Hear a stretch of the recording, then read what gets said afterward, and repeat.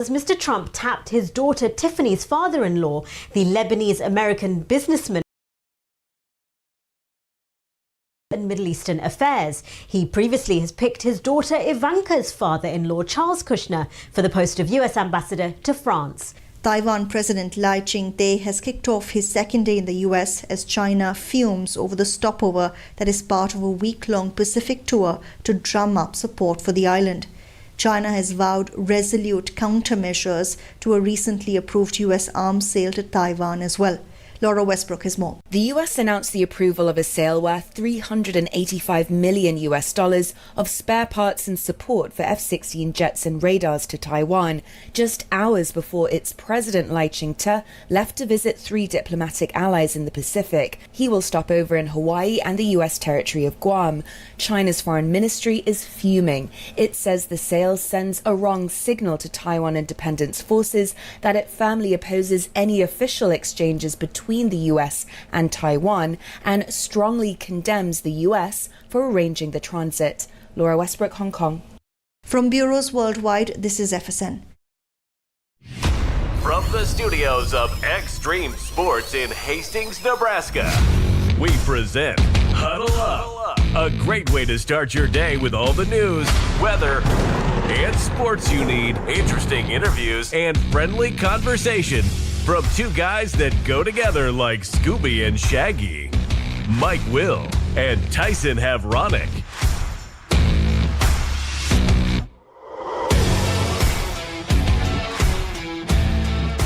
Hey, good morning, everyone, and welcome to another edition of Huddle Up here on Extreme Sports. We are back after a long Thanksgiving holiday weekend. Mike Will, Tyson Havronic, ready to start your day the right way with all of your news, weather, and sports you need to get out the door here this morning. We've got a ton of things to talk about here today. A lot of things that went on during the holiday weekend. We'll talk some Husker football coming up.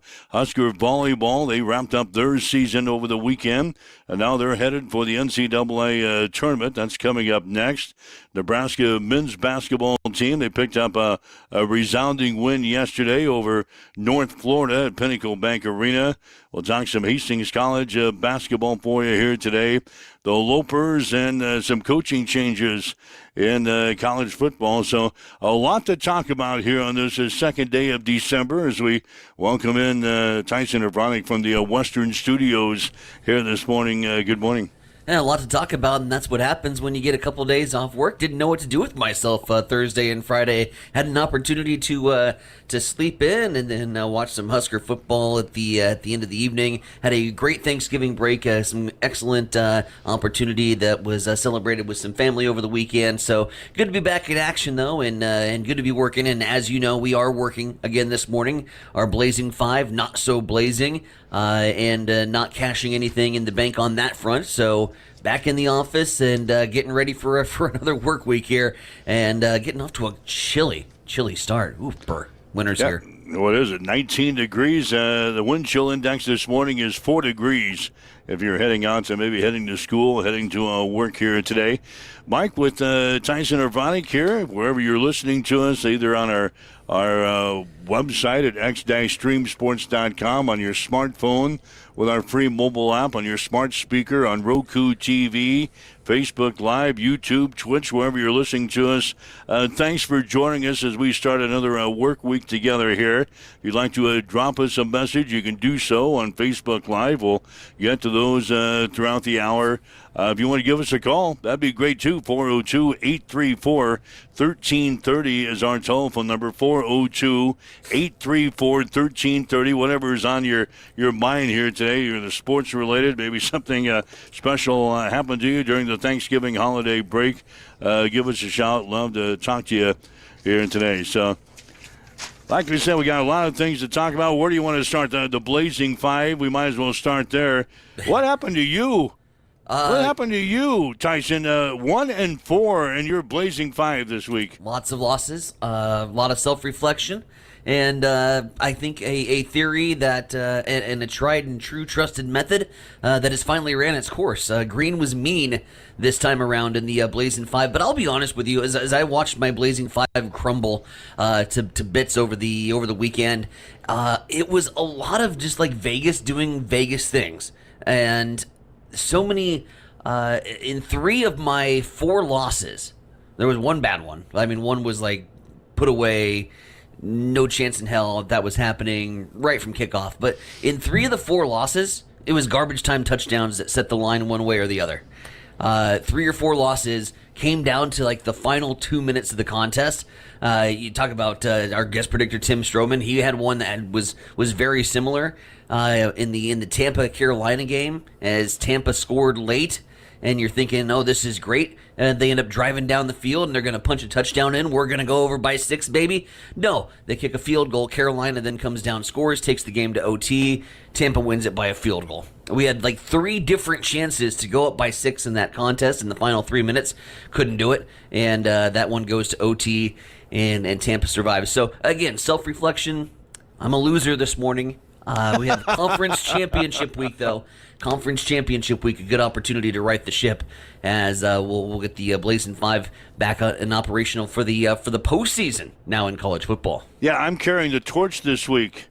3 wins. 3 wins. I was 3-2 this week. Tim Stroman, our guest predictor, the Adams Central baseball coach, he finishes at 2-3. So I'm carrying the torch this week at 3-2. I was a winner on Nebraska. I was a winner on Michigan. How about that? Wow. Michigan, a 20.5-point underdog, and the Wolverines beat Ohio State over the weekend, 13-10. I was all over Michigan. I also had the Pittsburgh Steelers yesterday. My 2 losses were Kansas and Auburn. Timmy, boy, what do you have? He had Memphis. He lost on that by. Well, Memphis actually was a winner. Memphis won outright. Yeah, yep. Memphis won outright because they were a 14.5-point dog. Memphis wins straight up by 10, 34-24. He had South Carolina as his other winner. His losses were the Oregon State, Boise State's over. He also lost on Indy, and he lost that Tampa Bay game. So Tim Stroman, our guest predictor, 2-3. You go 1-4. I carry the torch this week. I go 3-2. Let's see, that gets me to 32, 33-1. So I'm nearing the 500 mark. That's my goal. That's my goal for the year. Just inch over 500. Yeah, I could get there still. You might still be able to catch up. You keep chipping away at my lead over the course of the last 3 weeks. My lead has kind of crumbled, and you just keep chipping away, and you might end up passing me.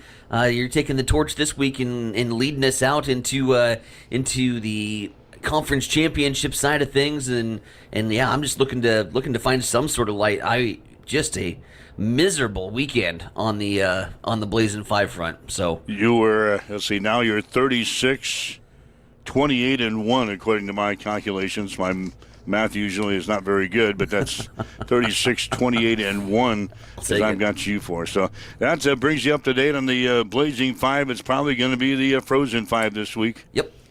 Probably going to be the Frozen 5, and we'll do that on Friday as we get back to our usual schedule. For the Blazing 5. So, all right, 7:07. It's a Monday. We might as well dive into it. Sure. The Huskers losing on Friday to Iowa. Just an amazing game. Nebraska doubled the yardage on Iowa, 334 to 164. They won the time of possession 39 minutes and 1 second to 20 minutes and 59 seconds, but the Huskers, like they have all season long, found a way to lose the game as the Hawkeyes hit a 53-yard field goal at the horn to win it by the score of 13-10 over the Huskers. And you're looking for like explanation, right? You're looking for some like words of wisdom. How did we somehow was there a moment in the game where we turned around and Iowa was able to take the momentum meter and finish us off? I think the one of my bloggers that I watch on YouTube, Coordination, he said it best when he just goes, bah! That's my only explanation for watching Nebraska football over the course of the last, 20 years is, you put yourself in a winning position. First drive looks good. Everything looks normal. And next thing you know, things just start to slowly crumble apart. We had the punts battle once again. This has been like the 3-year running tradition is these teams just kick it back and forth and play field position better. Again, we've got to be able to finish things. Getting into third and manageable. Getting into third and distance. And next thing you know, we're punting. And we're kicking the ball away over to Iowa. Drive down the field, can't finish. We've got to be able to find a way to put this all together. We have a couple different times, Colorado, Wisconsin. We've been able to finish these drives, and look what happens. We win decisively. And we look like a pretty damn good football team in the process. And then we turn around and I don't know, maybe for me, like the mentality kind of going into this game, and I think I've mentioned it a little bit on Wednesday, I was worried that the mentality in the locker room was, all right, got 6, job done, right? Got 6, job done, don't have to worry about this next matchup, monkeys off our back.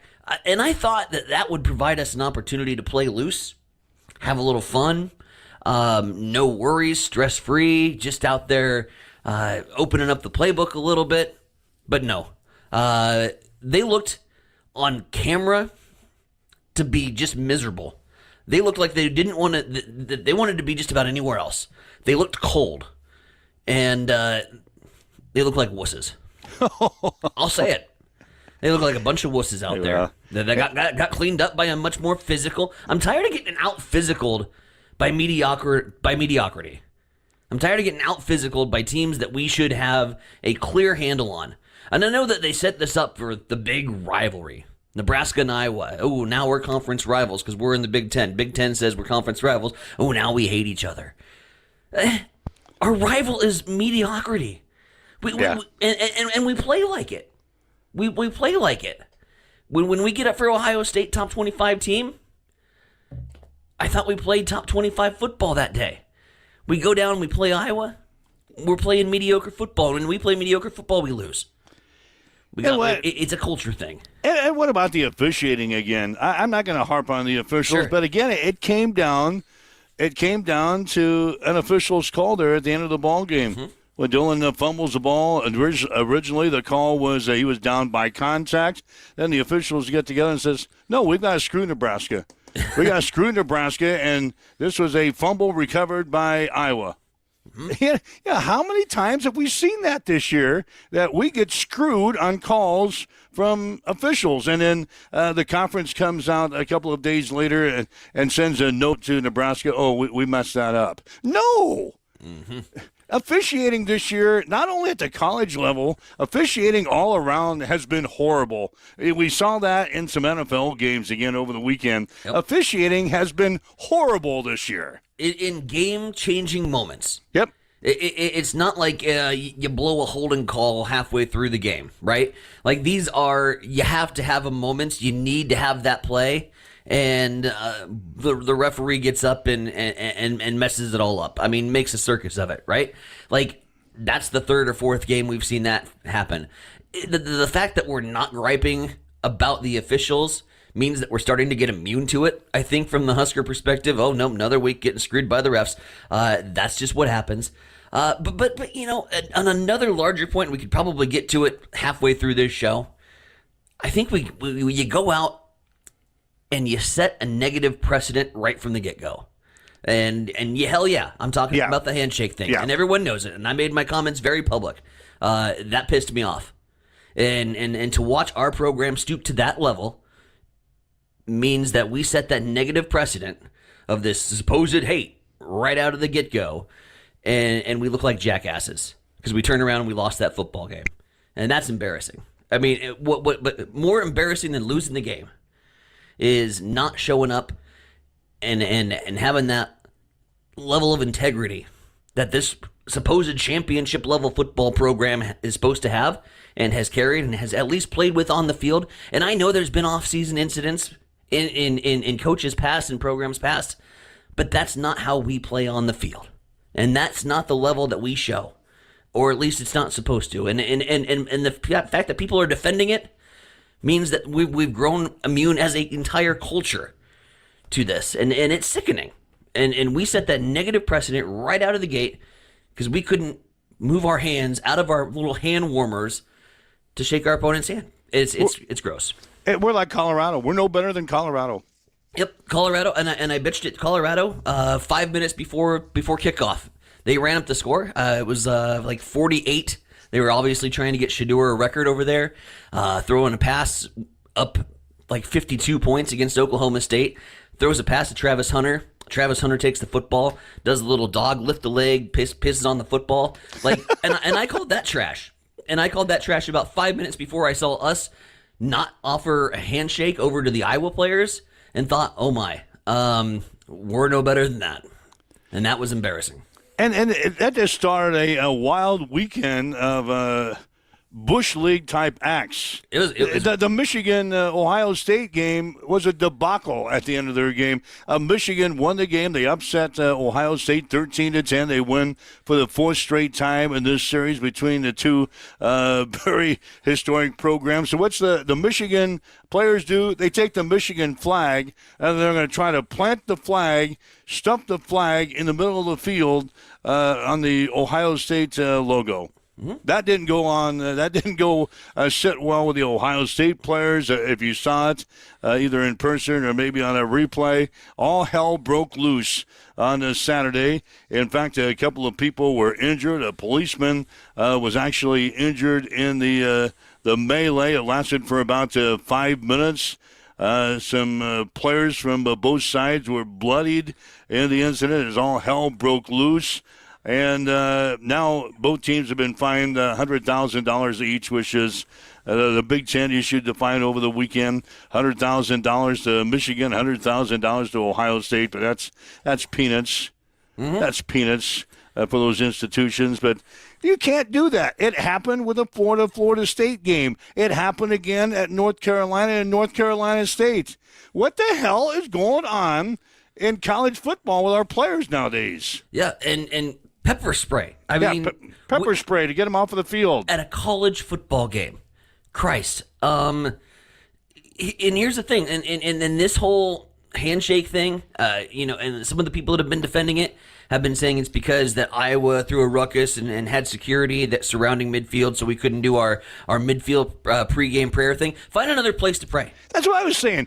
Find another place. Yeah, why pray in the center of the field? If you can't do it, they had police officers there. Find another place on the field to do it. Why do you have to do it at midfield when the other team is out there warming up? You're just egging the other team on. Find another position. Go down in the end zone and do your thing. Anywhere.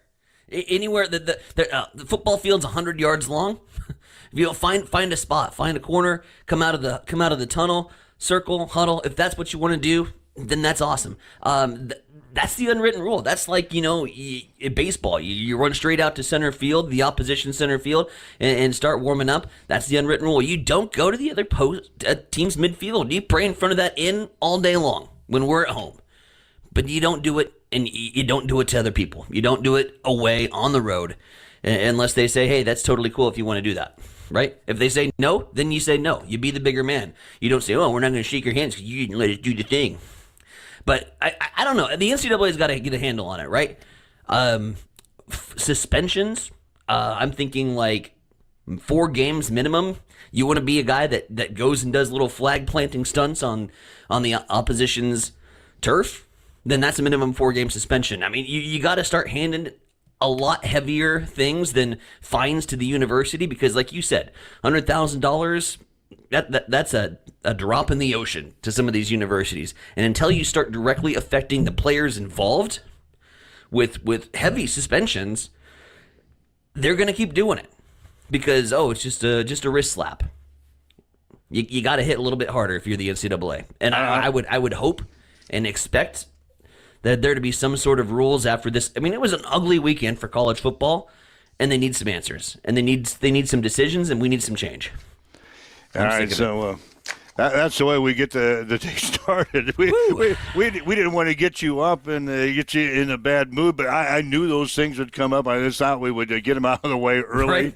Because a lot of people in the sporting world talked about it all weekend. That's all they talked about. They didn't talk about some great football that we saw. It was about all these other stupid little incidents that happened. Hey, did you see what happened after this game? Did you see what happened after this game?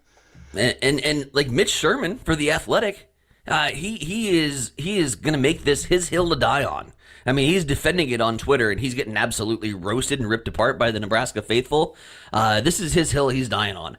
And there's a couple other people that have been on my comment section that just kept the conversation going all weekend, long after everybody else checked out and made their points. They kept rolling with it. Defending what happened? Defending what happened. Yeah. And so, again, that took away from what was a really great weekend of football. And that's disappointing. All right, so we'll talk about that more coming up. If you got some thoughts on what we just discussed, drop us a Facebook message, and we'll read those comments on the show. Better yet, if you'd like to chime in and talk with us. We're experts on nothing. So give us a call. Let us know what you think. 402-834-1330 is our telephone number here this morning. It is 7:19 as you wake up on this Monday morning with Mike and Tyson. This is Huddle Up on Extreme Sports. It's time for a morning news update on Extreme Sports.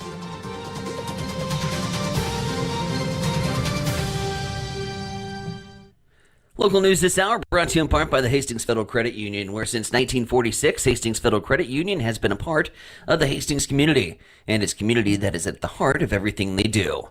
As a nonprofit financial cooperative, the credit union is owned by the members who join, and joining the credit union is as simple as opening a primary savings account. With a convenient drive-up, a 24-hour ATM, and a friendly staff who knows each member by name, why would you go anywhere else? Hastings Federal Credit Union, 707 North Marion Road, or online at hastingsfcu.org. Hastings Federal Credit Union is an equal housing lender. Well, we start off with a preview for the Nebraska legislature, where the 109th legislative session will begin on January 8th, and Governor Jim Pillen is previewing some of his priorities for the upcoming session. Governor Pillen will begin advocating for legislation brought to the floor in 2023 with proposed guidelines for opposite-sex participation in sports activities and the use of restroom and locker room facilities. It's carried over into 2024 but failed to advance by 2 votes. New legislation will also be likely introduced at banning the sale of lab-grown meat, following Governor Pillen's executive order prohibiting the state from purchasing products defined as lab-grown. Returning the state's allocation of electoral votes to a winner-take-all system is another top priority for the governor that failed to be a special session 2 weeks before the general election. Governor Pillen also plans to continue to work on the Cornhusker state's taxes, saying, quote, "We cannot continue down the path of Nebraskans paying among the highest property taxes in the nation." End quote. Meanwhile, staying in the capital city, Governor Pillen and First Lady Suzanne Shore are inviting Nebraskans to holiday events on December 8th. The first is the annual lighting of the state Christmas tree. The second event will follow immediately after, the hometown Christmas at the governor's residence. This year, it includes a salute to veteran and active military. Both events are free. Speaking of the holidays, the downtown Kearney on the Bricks Christmas Walk is just around the corner, as the walk will take place on 24th and Central Avenue from Mona, the Museum of Nebraska Art, where the City of Christmas tree lighting event will happen with Santa at 5:30. This all coming up on Thursday. Back to Lincoln, concession sales at Memorial Stadium grew significantly in the first year of becoming cash-free. Vendors at Memorial Stadium grossed $7 million in sales this year, comparing to $4.5 million generated last season, a 56% increase. The athletic department announced the move to cashless in late August in an effort to decrease wait time for food and drinks. And we head to the courts, where a local teen is facing more than 40 charges of sextortion-related crimes in Doniphan and agreed to a plea deal last week. 18-year-old Cody Holm pled no contest to 4 counts of first-degree sexual assault and 1 count of human trafficking. Each of the charges a Class 2 felony carrying a potential 50-year maximum prison sentence. By accepting the plea deal, Holm will not go to trial, avoiding the need for victims to testify in public. Holm's sentencing is set for January 29th. It's 7:23. Let's swing things back over to you, Mike. What's going on in sports? Well, Oregon is still ranked number 1 in the latest AP college football poll. The Ducks are 12-0 in the season after Saturday's 49-21 win over Washington. Texas is number 2, followed by Penn State, Notre Dame, and Georgia. Rounding out the top 10 are Tennessee, Ohio State, SMU, Indiana, and Boise State. The Nebraska football team finishes the regular season with a 6-6 mark, 3-6 in the conference after Friday's 13-10 loss at Iowa. Nebraska more than doubled Iowa in total yards and in time of possession, but 2 second-half fumbles were too much to overcome. The Hawkeyes hit a 53-yard walk-off field goal to win it. Nebraska defensive lineman Elijah Judy has announced that he will return for his final season in 2025. Judy came to Nebraska from Texas A&M after the 2022 season. He finished with 11 tackles, 2 tackles for loss, and a quarterback hurry this season. The Nebraska volleyball team finished the regular season by losing to Penn State in 4 games on Friday and beating Maryland in 4 games on Saturday. Huskers finished the regular season with a share of the Big Ten Conference Championship with a 19-1 record. They were 29-2 overall. And Nebraska was selected as the number 2 overall seed in the NCAA tournament. Huskers will host Florida A&M on Friday night at the Devaney Center beginning at 7. The other game will pit Miami of Florida against South Dakota State. The 2 winners will play on Saturday at 7. The top overall seed in the tournament is Pittsburgh. The other number 1 seeds are Penn State and Louisville. The Nebraska men's basketball team used an 18-1 run in the first half to beat North Florida 103-72 yesterday at Pinnacle Bank Arena. The Huskers shot 58% from the floor in the game. Nebraska is now 6-1 on the season and will open up the Big Ten Conference season on Saturday at Michigan State. The Nebraska women's basketball team now 6-1 on the season. They did not play over the weekend. They will host Lindenwood tomorrow night at PBA. Tip-off will be at 7. Hastings College men's basketball team went 0-2 in the Thanksgiving Classic in Joliet, Illinois. They're now 1-6 on the season. The Broncos lost to St. Xavier 90-77 on Saturday and to St. Francis 82-66 on Sunday. Hastings will play host to Dakota Wesleyan this Saturday. Hastings College women's basketball team, they beat Bethany College 87-59 on Saturday. The Broncos are now 5-1. They're 2-1 in the conference. They will host the College of St. Mary's on Wednesday. Tip-off for the game will be at 6. Pre-game coverage begins at 5:45 here on Extreme Sports. NFL last night, Buffalo clinched the AFC East title with a 35-10 win over San Francisco. The Bills are now 10-2. The 49ers fall to 5-7. Tonight is Cleveland playing at Denver.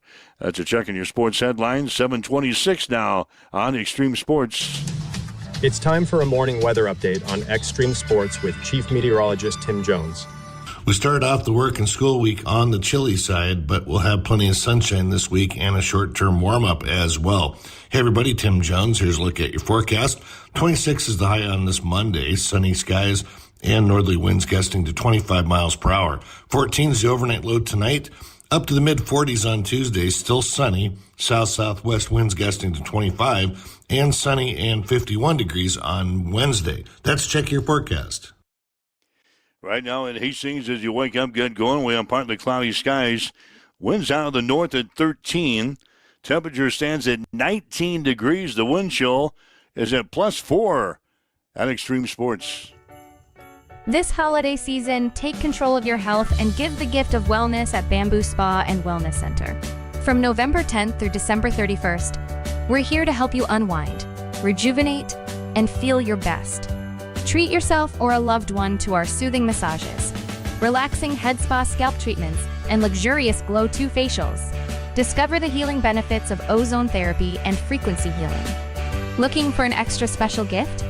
Our gift certificates are the perfect way to share the gift of wellness. Plus, Become a member and enjoy 24-hour access to our exclusive therapeutic amenities, including the infrared sauna, hydro massage, and cryo lounge. Members also save 20% on all services and 10% on products from our non-toxic retail shop. Give the gift of health, peace. Enjoy this holiday season only at Bamboo Spa and Wellness Center.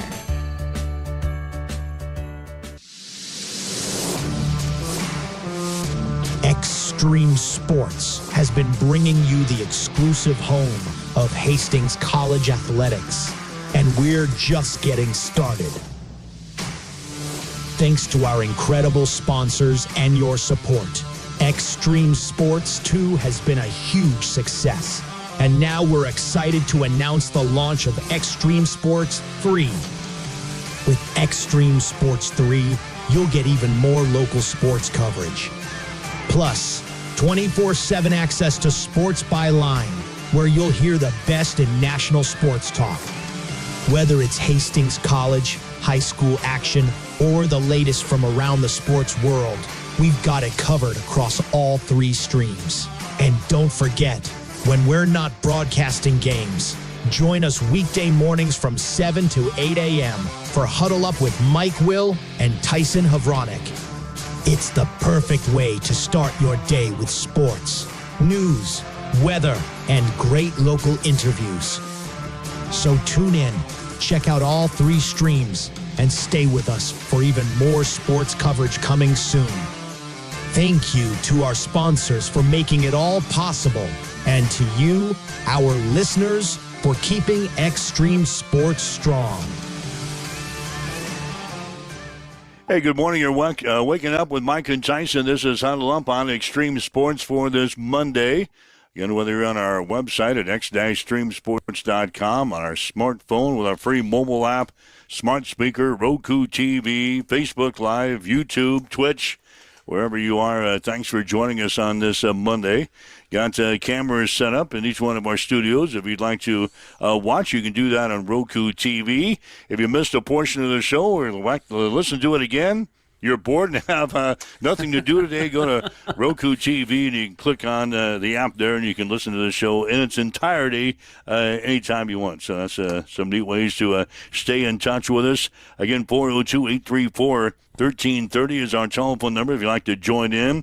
If you'd like to chime in on Facebook Live, we're watching those comments. And Tyson, so far, we've got a lot of support in our rant that we went off on earlier this hour. I didn't know, but the same thing possibly happened again in the Texas A&M game where they tried to plant the flag in the middle of the Texas A&M field. Well, the Texas coach stopped that. You know, everybody talks about how classless and they don't like Texas football. Well, the Texas coach, he stepped up and he didn't let that happen. He stopped it before it happened. So kudos to the coaching staff down there at Texas. Yeah, that was one thing. That was on Mike's comment there with the with the Texas. We got Shaner saying a generation of no accountability. Kind of agree with that. Lou Dog talking about just trying to explain that to the kids when they see that on social media. And you preach how to be a good sport and be the bigger man, and trying to explain why they shouldn't be following their favorite players that act like that. So lots of comments coming in, and nobody defending what they saw over the weekend. Not even the handshake, the no handshake from the Huskers. Yep, I was kind of half expecting to hear some feedback from that and get into a little tussle this morning, but so far, coast is clear. They're not up. They're not wanting to hear what I got to say on that. No, everybody's on our bandwagon. Yep. Which doesn't happen very often.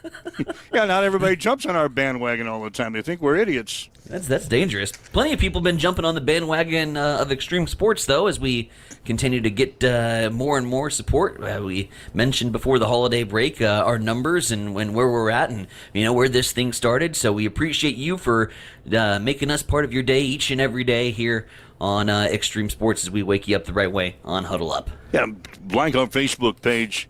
like our Facebook page and follow us and all that stuff. We appreciate that, and it makes the IT guy happy because weird things happen when you like our Facebook page. Anyway, let's put some finishing touches on the Huskers game with Iowa on Friday. Head coach Matt Rule was obviously disappointed with the loss. Yeah, obviously wasted a great opportunity to get a win. Great defensive effort for most of the day. Opportunities on offense. And very similar to last year and probably years previous, I found a way to lose the game at the end. So unbelievably disappointing. At the half, we really just kind of said three things. Make sure we keep tackling number two, win the turnover battle, and don't give up a big play on special teams, because we had some close ones in the first half. All three happened, caused us to lose the game. So, disappointed, kind of probably more than disappointed right now, kind of angry about what just happened. Credit to them. Those guys, they've won a long time. They believe. They make the plays all the way to the very end. And we got to catch them. We got to catch them. And we haven't caught them yet. So in terms of finding a way to finish games. So I feel for our seniors. I know how badly they wanted to get this done. We didn't get it done. And the coach, again, he said they got to find a way to close out games a little bit better. At the end of the day, like they won the one-on-one matchup. Like they turned the corner and beat us. We just got to get better. There's 5 minutes left, whatever it was. Dana calls 2nd and 1. I'm used to running the ball there. He calls a play-action pass. We drop it. We just got to get better. I'm not. It's not like we're not doing the right things. We had some opportunities even in that 2-minute drill, but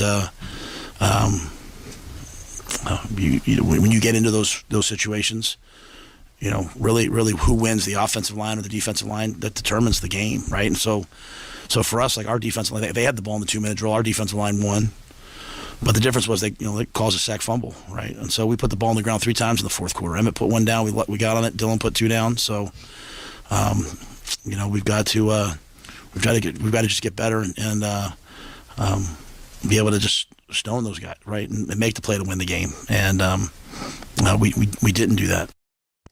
And the coach says, for the most part, the defense played well on Friday, with the exception of one play. They had a 10-0 lead. But at the end of the day, we had to do what they did. They shut us out in the second half, and that's what we had to do. We had to make that tackle. And so sometimes, in today's world, we live in a world where it's like, well, we did all this, but so it's this team's fault. But you have a 10-0 lead with our defense, you got to put the game away. You're hoping you score some more points on offense, but you got to put the game away, and you can't miss those tackles and have him take off for a touchdown. So, with all that being said, they did get the ball back and gave us a chance to go score, but. Literally at halftime, we said to them, keep tackling number 2. He's what they have. No special teams errors are going to result in, a penalty. So there were some other balls early in the game that were close. We're down some guys at corner, so we had some young guys out there at times, and unfortunately that play happened. So yeah, it's the defense played really well for most of the game. So that's head coach Matt Rule following the loss on Friday to Iowa, 13-10. Next up for the Huskers will be a bowl game. Again, we still don't know where the Huskers will be going for their bowl game. Right now, I've seen a lot of the Pinstripe Bowl over the weekend, and I've seen a little bit of the, I think it's the Music City Bowl still in Nashville. I saw some Charlotte over the weekend, so we still don't know, but indications are one of those lower tier bowls. We've got 6 wins. I've heard possible opponent that I see. What did I see over the weekend? I saw Oklahoma a little bit. I saw a little Kansas State over the weekend. But we'll see when it all shakes out. Huskers will have another chance to play in a bowl game. And we'll see where we end up. It's going to be probably next week yet. As soon as the conference championship games are decided this weekend, we'll know by next week. So anyway, that's the finishing touches on the Huskers and the Iowa Hawkeyes from Friday.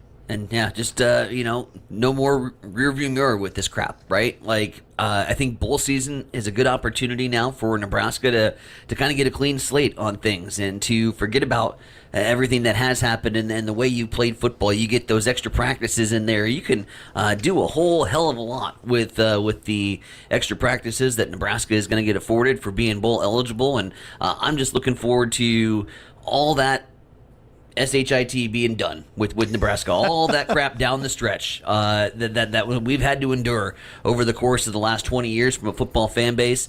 Don't be looking back. Don't use that as memories. Look forward now. You get an opportunity. You're going to be probably matched up against a program, I would say, that is in a similar state with Nebraska, right? I think from the bowl matchup perspective, if you're sitting out there and you want to get eyeballs on some meaningless bowl games, from the committee standpoint, you pit Nebraska up against a Oklahoma or a program that has had some great moments, has great support, has a good fan base. You're packing the place, right?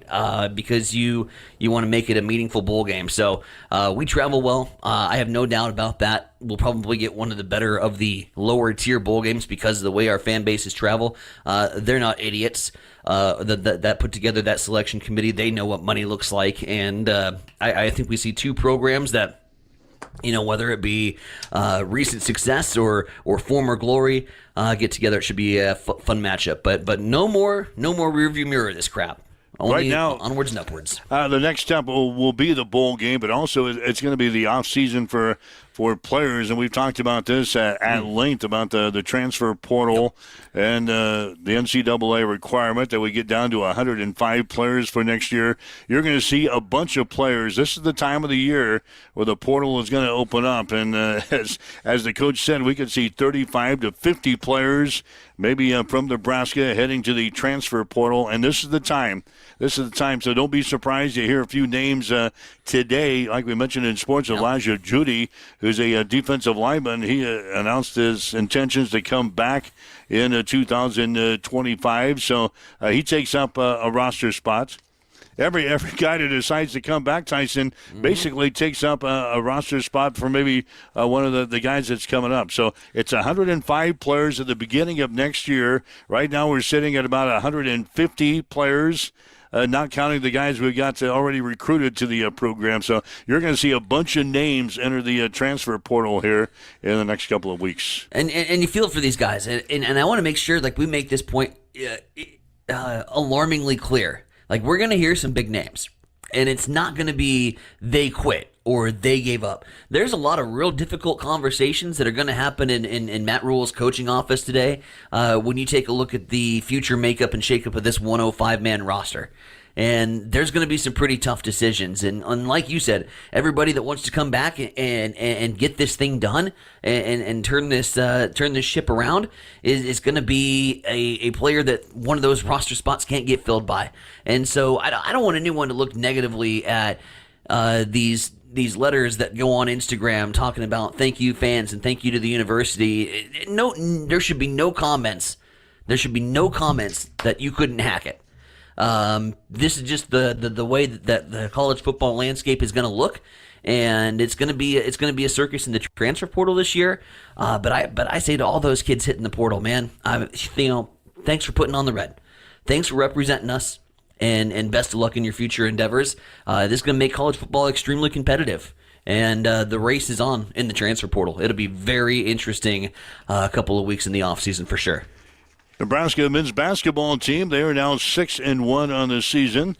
They picked up a win yesterday over North Florida at PBA, 103-72. The Huskers now 6-1 on the season. They shot 58% from the floor yesterday in that ball game, had an 18-1 run in the first half of play to kind of take control of the ball game. And obviously the coach was happy with the win. Well, the thing I was most happy with today was the start. You talk in these early games how important it is to go out and throw the first punch, and I thought we did that. I think it was 18-4 to start that game. And the thing, they switched 1 through 5. It's the first time we've seen a defense like that. The thing you cannot do is get stagnant and just try to force it in against a mismatch. I thought we took advantage of some mismatches, but once the ball had shifted the defense side to side, I thought our activity was good. I thought we got our hands on some balls, which got us out in transition, and I thought we did a really nice job finding Connor. He obviously had it going again for the second straight game, and guys did a good job of finding him. But overall, I think the movement, Robin, was the thing that I was most pleased with. 22 assists, 6 turnovers. We're continuing to make strides in the right direction with that, and we're going to need it, obviously, once we start playing Big Ten games next Saturday. And Fred Hoiberg says his defense also had a good day yesterday. These guys put a lot of stress on him because of their ability to shoot the ball, averaging 13.5 threes a game. They made 14 today, but we did a great job shutting off the paint. Similar to the Creighton game, you can't give them both. If they shoot a lot of threes, you can't give them the paint as well. And I thought we did a really nice job with that. And again, pleased with our hand activity. To get deflections and turn those into points, you need to have possessions like that. So the non-conference schedule is complete for the Huskers. Nebraska starts Big Ten play Saturday at Michigan State. And I think the following Wednesday they play at Indiana. So a couple of tough games in the conference right out of the gate for the Huskers. Tom Izzo and Smarty coming up on Saturday. So now we can start drinking the Hoiberg aid. No, the Roulade is done. It doesn't have the same ring, does it, right? Yeah. No, it doesn't have the same ring. The Fred Hoiberg aid. No, anyway, yeah. If you're a Husker basketball fan, you've got a lot of things to maybe look forward to. 6-1, the Huskers are sitting in as they get ready to enter a Big Ten conference play this weekend. And it's watching a different basketball team than we've seen over the and we put together some good squads. I think over the course of the last couple of years. I mean, last year was fun, right? But like this team just has a little bit of different identity to it. It's got a little bit of everything. I'm really impressed with our shooters that are hitting the splashdown threes right now. But from the offensive production, like he said, his opening comment right out of the gate, and that's what I noticed. Obviously, right. I mean, it's a minor school in Florida that we took care of business against, but we're driving the ball offensively with purpose. Right, and I think that's a big difference than what we've seen with teams past and offenses past. Like we have a plan in place when we cross that center line. We're not seeing our 8-minute scoring droughts anymore that have resulted in teams going on a run and saying, woulda, coulda, shoulda. We've got an identity offensively, and it's been pretty fun to watch. I'm telling everybody, hop aboard this Nebraska ball train because this could be a pretty fun season in the Big Ten. I'm looking forward to seeing how we stack up. Nebraska women's basketball team, they didn't play over the weekend. They will host Lindenwood coming up tomorrow night at PBA. Nebraska volleyball. The Huskers had a chance to maybe wrap up the conference championship by themselves on Friday, but they lost a tough game to Penn State in 4 games. They battled back on this Saturday and won over Maryland in 4 games. So the Huskers finished the regular season with a share of the Big Ten Conference Championship with a 19-1 record. They're 29-2 overall. They'll be the number 2 seed in the NCAA tournament that gets underway this week. Huskers will host this weekend at the Devaney Center. Their first game will be against Florida A&M Friday night at the Devaney Center. Begins at 7 o'clock. Don't write them off. Florida A&M beat us back in the NCAA tournament, I think back in 2004. So the Huskers need to take care of business. They win that game. They'll play again on Saturday against either Miami of Florida or South Dakota State. The top overall seed in the tournament is Pittsburgh. The other number 1 seeds are Penn State and Louisville. Head coach John Cook says he's confident his team can make a run in this tournament. If you look at where we started in January, all the things that we've had to go through, the challenges with our team, a lot you guys know about, a lot you don't know about, but they have really, really worked through a lot of stuff to get to this point.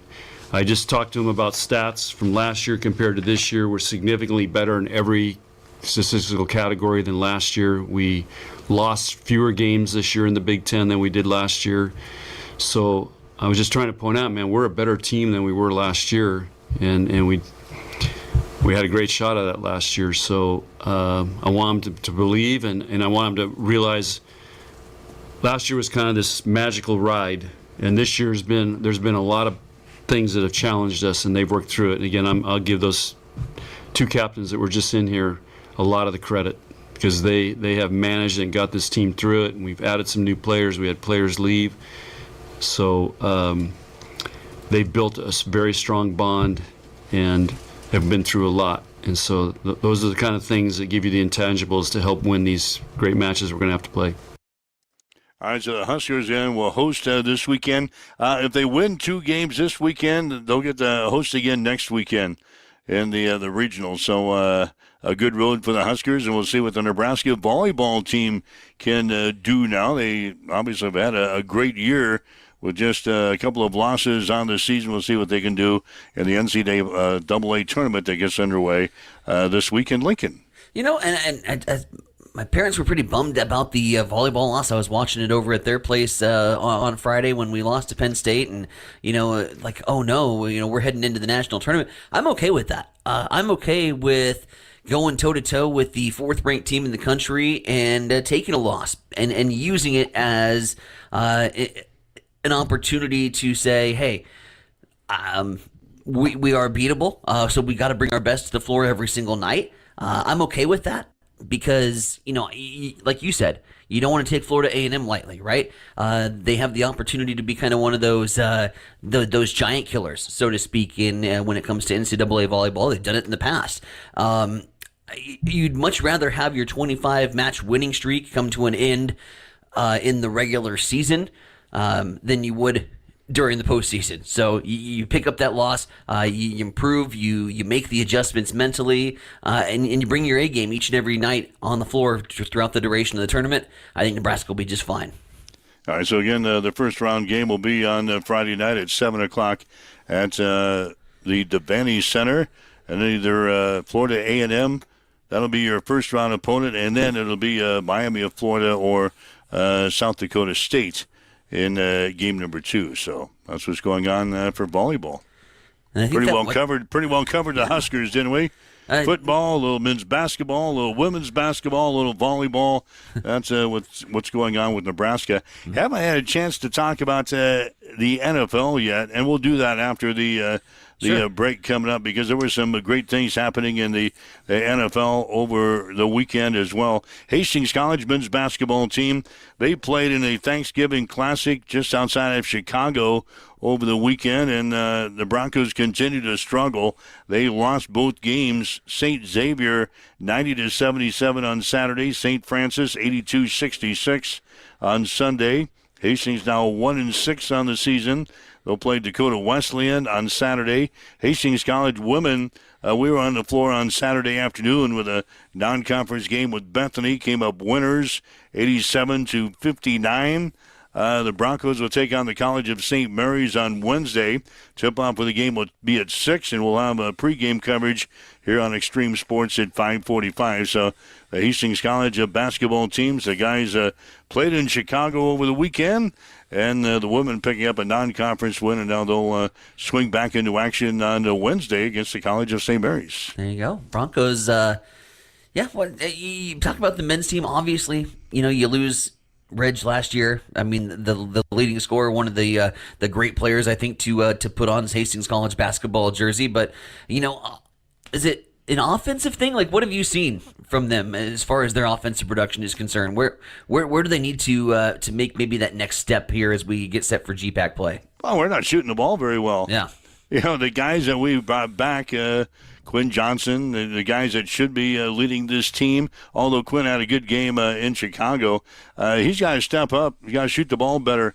And our defense is lacking a little bit on that end of the floor as well. I guess we're still looking for one of those go-to players. Right. Well, when we get into trouble and we need a basket or we need a stop, we don't have anybody that we can turn to and say, hey, go get us a basket here. Mm-hmm. Yeah, we don't have that player yet. And I think it'll come. I think this we got a completely different team than we had a season ago. A lot of new faces on the men's team. I think it'll come. I think we'll be all right by a couple of more weeks. We'll see what transpires there. The women, I like what they're doing. Yeah, they got a couple of freshmen on this team really lighting them up. And right now we've got 4 players on the injured list after the first month of the season. We're going to get a couple of those players back, in particular Bailey Kissinger, the product from St. Cecilia, who injured her knee just 3 minutes into the season. In the first game, she injured her knee, and she's played only 3 minutes for the Broncos. We get her back. And Hastings College could have a great season. They're sitting at 5-1 of the season with the game against the College of St. Mary's coming up on Wednesday. So Go that's Broncos. what's going on with the Broncos. Nice. All right, 7:52. Let's get a quick news update here on Extreme Sports. It's time for a morning news update on Extreme Sports.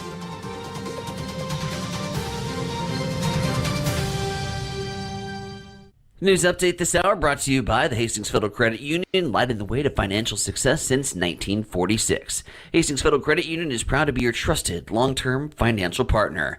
You can access your accounts wherever you go with mobile banking, bringing you financial peace of mind right from the palm of your hand. Securely and conveniently manage your accounts and loans at any time, from anywhere. Transfer funds, deposit checks, pay bills with bill pay, and quickly access your account balances to help cover whatever little curveballs life throws your way. It's one of the many ways you can experience the credit union difference. Hastings Federal Credit Union, 707 North Marion Road, or online at hastingsfcu.org. Hastings Federal Credit Union is an equal housing lender. We'll start off this morning in the courts where a local teen is facing more than 40 charges of sextortion-related crimes in Doniphan and agreed to a plea deal over the last week. 18-year-old Cody Holm pled no contest to 4 counts of first-degree sexual assault and 1 count of human trafficking. Each of the charges a Class 2 felony carrying a potential 50-year maximum prison sentence. By accepting the plea deal, Holm will not go to trial. Avoiding the need for victims to testify in public, his sentencing is set for January 29th. Numbers are out for concession sales at Memorial Stadium, and they saw a significant spike, with the first year being a cash-free stadium. Vendors at Memorial Stadium grossed $7 million in sales this year, compared to $4.5 million last season, a 56% increase. The athletic department announced the move to cashless in late August in an effort to decrease wait time for food and drink. And we head out to the state capitol where the 109th legislature will set to convene on January 8th, and Governor Jim Pillen is previewing some of his top priorities for the upcoming legislative session. Governor Pillen will be again advocating for legislation that was brought to the floor back in 2023, with proposed guidelines for opposite-sex participation in sports activities and the use of restroom and locker room facilities. It was carried over into 2024, but failed to advance by 2 votes. New legislation will also be introduced aimed at banning the sale of lab-grown meat, following Governor Jim Pillen's executive order prohibiting the state from purchasing products defined as lab-grown. Returning the state's allocation of electoral votes to a winner-take-all system will be another top priority for the governor after a push for that failed leading up to the general election back in November. And Governor Pillen also plans to continue to work on the Cornhusker State's taxes, saying, quote, "We cannot continue down the path of Nebraskans paying among the highest property taxes in the nation." End quote. 7:55, we'll swing things back over to the East Side Studios. Mike, what's going on in sports? Well, Oregon is still ranked number 1 in the latest AP college football poll. The Ducks are 12-0 in the season after Saturday's 49-21 win over Washington. Texas is number 2, followed by Penn State, Notre Dame, and Georgia. Rounding out the top 10 are Tennessee, Ohio State, SMU, Indiana, and Boise State. The Nebraska Kearney women's basketball team beat Chadron State 86-59 on Saturday. Lopers are now 6-2 on the season. They'll host Washburn coming up on Thursday at 5:30. The UNK men lost to Chadron State 87-71. Lopers are now 1-5 and will host Washburn coming up on Thursday at 7:30. Late NFL game last night. Buffalo clinched the AFC East title with a 35-10 win over San Francisco. The Bills are now 10-2. The 49ers fall to 5-7. Tonight you get Cleveland playing at Denver. It's time for a morning weather update on Extreme Sports with Chief Meteorologist Tim Jones. We started off the work and school week on the chilly side, but we'll have plenty of sunshine this week and a short-term warm-up as well. Hey everybody, Tim Jones. Here's a look at your forecast. 26 is the high on this Monday. Sunny skies and northerly winds gusting to 25 miles per hour. 14 is the overnight low tonight. Up to the mid-40s on Tuesday, still sunny. South-southwest winds gusting to 25, and sunny and 51 degrees on Wednesday. That's Check Your Forecast. Right now, as you wake up, get going, partly cloudy. North winds at 13, temp stands at 19 in Hastings, with wind chill at +4 at Extreme Sports. Accessible and affordable holistic care is just around the corner at Bamboo Spa and Wellness Center. Located at 208 South Burlington Avenue, Suite 101 in Hastings. At Bamboo Spa, we offer a range of therapies to help you unwind and recharge. Experience soothing massages, rejuvenating head spa scalp treatments, and our Advanced Glow 2 facials. Discover the healing power of ozone therapy and frequency healing. Become a member for exclusive 24-hour access to our therapeutic amenities, including the infrared sauna, hydro massage, and cryo lounge. Members enjoy 20% off all services and 10% off products in our non-toxic retail shop. Visit our Facebook page to learn more and book your appointment today. Bamboo Spa and Wellness Center, truly holistic care, designed for you. All right, Mike Will, Tyson Urbanic here on Extreme Sports, and huddle up for this Monday. I would mention the late game. Your Buffalo Bills clinched the AFC East title last night, 35-10 over San Francisco in a snowstorm. Just see that they had to get some people to shovel out their stadium yesterday. Paid them $20 an hour. Gave them some food. Yep. And then it snowed throughout the duration of the game. And 35-10, Buffalo wins it last night. It was beautiful. It was beautiful sights. The dedication of those fans, as there was like some social media videos, they were plowing through paths just to get to their snow-covered seats and enjoyed some good football out in the snow. The old Bills Mafia way. The quintessential that is Buffalo football in a nutshell right there. In a snowstorm, taking down a West Coast team, making snow angels, having some fun. Bills clinch the AFC East. We're going to the playoffs, baby. And that's Josh Allen, a monster game. He loves the snow. San Francisco running back Christian McCaffrey suffered an injury to his right knee in the ball game. He'll undergo further tests today. It's not known if McCaffrey can return for any of the 5 remaining games that the 49ers have on the schedule for the regular season. So a tough season there for Christian. He's been out most of the year with an injury. Pink slips have been given out. Purdue has fired their head football coach, Ryan Walters, after a 1-11 season. He spent 2 seasons with the Boilermakers. 5-19 was his record, so Purdue is looking for a new head coach. West Virginia has fired their head coach, Neil Brown, after 6 seasons. Brown was 37-35 at West Virginia, including 6-6 this season. He'll be owed $9.775 million for the final 3 years of his contract. The 2 schools will join the list of schools that are looking for head football coaches. The other vacancies so far are at Ball State, Charlotte, East Carolina, Florida Atlantic, Kennesaw State, North Carolina, Rice, Temple, Tulsa, UMass, Central Michigan, and Central Florida. That's like the Mountain West Conference, isn't it? You would think that wow. If you're looking for a job as a head coach in football, there's some schools out there. I wonder if Scott Frost will be mentioned in any one of those. Oh boy, I don't know. But here's what I do know. You talk about the buyout, right? And I know we're running a little bit overtime here, but schools have to stop doing these long-term 8-year deals with coaches. I think the days of the long-term, lifetime Nick Saban, one place over at Alabama, even though he was at Michigan State prior to the Alabama thing, but spending an entire career kind of camping out, I think that's done because college football has turned into so much of a what have you done for me lately game, that building the program, turning around these transfer portals and creating a dynasty. I think that's all out the window now. I think we're looking at a new age in college football, and I think the first thing, if I'm a taxpayer to these public universities, the first thing I'm saying is, hey, knock it off with these 8-year deals. Yeah, look at Neil Brown at West Virginia. Yep. 37-35, not bad, not great. 6-6 this season. That's our record. Get him on for the Blazing 5. Yeah, no, I mean, Matt Rule, he was 6-6 this year. Yep. And he's certainly not 37-35. Nope. And Neil Brown given the axe after 6 seasons at West Virginia. He don't care, though. Run to the mailbox and get his $9.775 million. Sit on his butt for a couple of years. Sit on his butt for the rest of his life if he wants to.